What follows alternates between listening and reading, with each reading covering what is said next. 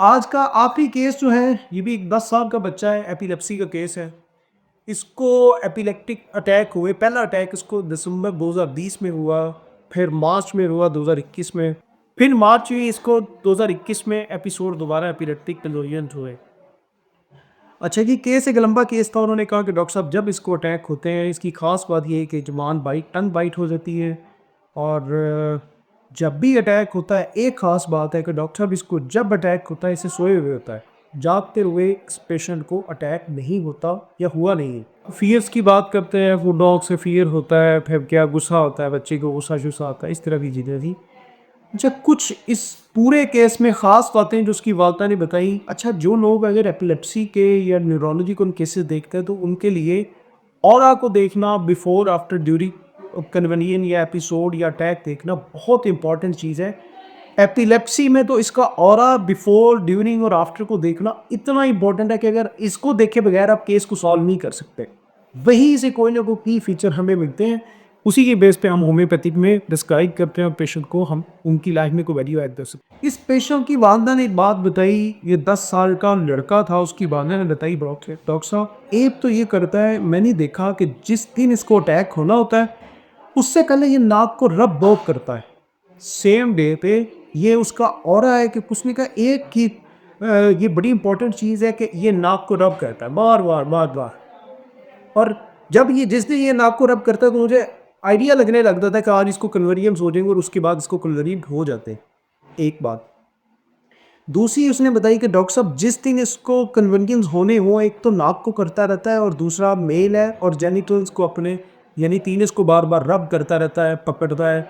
और मैं पूछती हूँ बेटा क्या करे, कि तुमको पता नहीं, इरिटेशन हो रही है, खारिश हो रही है, 10 साल का बच्चा है, उसकी को खारिश हो रही है, वो रब करता रहता है।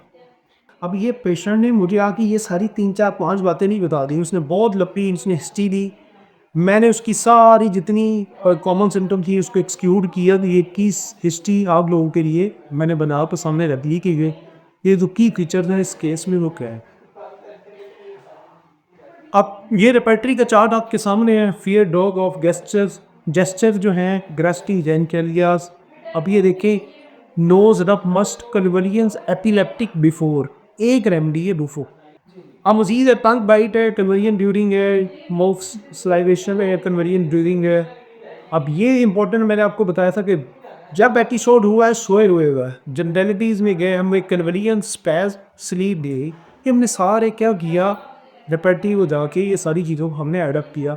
आखिरी देखा कि एपिलेप्टिक कन्वर्जन है, यानी कि रियस के बच्चा वहाँ से और है उसका के वहाँ से उसको रब करता है, वो उनको छेड़ता। ये भी कंकोमिटेंट है।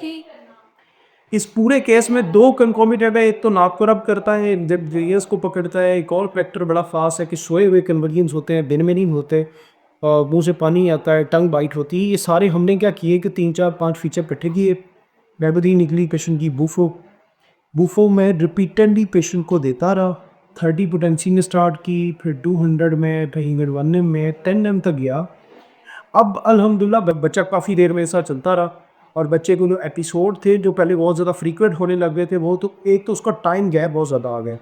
अब क्योंकि कई साल गुजर गए, बच्चे के वालिद अभी मेरे साथ राब्ते में हैं, अब उसको एपिलेप्टिक के कन्वर्जेंस अब नहीं हो रहे, उसको हमने किसी एपिलॉल पे या किसी टेम्परेरी इस तरह की डोजेस का नहीं डाला।